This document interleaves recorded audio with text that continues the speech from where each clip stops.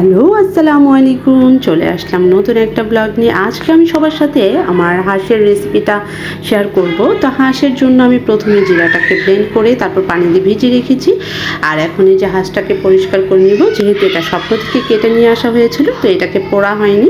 তা আমরা এটাকে টুকরো টুকরোগুলোকে অনেকক্ষণ পর্যন্ত এটাকে পুড়িয়ে বেছে পরিষ্কার করে নিয়েছি। আর অন্যদিকে আমি পেঁয়াজের বেরেস্তা করে নিয়েছিলাম।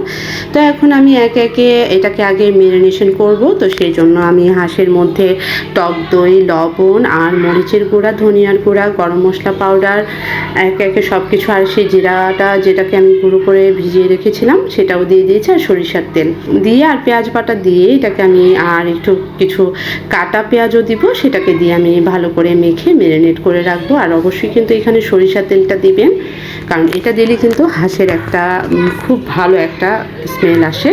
তো আমি অন্যদিকে সেই বেরেস্তা করে নেওয়া তেলের মধ্যে আবার কিছু পেঁয়াজ আর সেই পেঁয়াজ বাটাটাকে দিয়ে ভালো করে ভেজে নেব। তো সেটা ভাজা হয়ে গেলে আমি এখানে আবারও আদা রসুন বাটা দিয়ে দিব। যেহেতু মেখে নেওয়ার সময় আমি সেখানে 1 চামচের মতো আদা রসুন বাটা দিয়েছিলাম, আর এখানে আমি আরও 3 চামচের মতো আদা রসুন বাটা দিয়ে দিয়েছি। তারপরে আমি এখানে গোটা গরম মশলা দিয়েছি। তারপরে এটাকে দিয়ে সেই একটু পানি দিয়ে আদা রসুনটাকে একটু গন্ধটা চলে গেলে আমি এটাকে পানি দিয়ে তারপরে সেই মেখে রাখা সেই মশলাটাকে দিয়ে দিয়েছিলাম। আর আমি আরেকটু মরিচের গুঁড়াটা দিয়েছি, যেহেতু ঝাল ঝাল খাবো সবাই। তো তারপরে আমি এটাকে ভালো করে কষিয়ে নিচ্ছি। এটা থেকেই পানি উঠছে, হাঁসে থেকেই।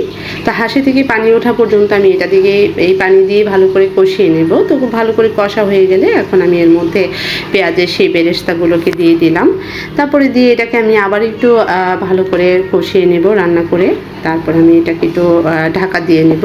এই পর্যায়ে আমি আবার একটু নেড়ে চেড়ে দিচ্ছি, যেহেতু বারে বারে একটু নেড়ে দিতে হবে। অল্প পানির মধ্যে আমি এটা কিন্তু কষাচ্ছি, যেহেতু পানি দিচ্ছি না আর কি, হাঁসে থেকেই উঠেছে এইভাবেই। তারপর আমি এখানে একটু দুধ দিয়ে দিলাম। দুধটা দিয়ে আপনারা নারকেল দুধও দিতে পারেন। তো আমি এইভাবেই গরুর দুধটা দিয়েছি, যেহেতু আমার কাছে ছিল না। এরপর পুরোপুরি হয়ে আসা পর্যন্ত আমি ওয়েট করলাম, আর লাস্ট মোমেন্টে একেবারে সরিষার তেলটাকে দিয়ে তারপর আমি এটাকে আরও কিছুক্ষণ দমে রান্না করে তারপর নামিয়ে নেব। আর এভাবেই কিন্তু আপনার রেসিপিটা ফলো করে খেয়ে দেখতে পারেন, অসম্ভব মজা। যাই হোক, আমার রেসিপিটা যদি আপনাদের কাছে ভালো লেগে থাকে অবশ্যই লাইক, কমেন্ট, শেয়ার করতে ভুলবেন না।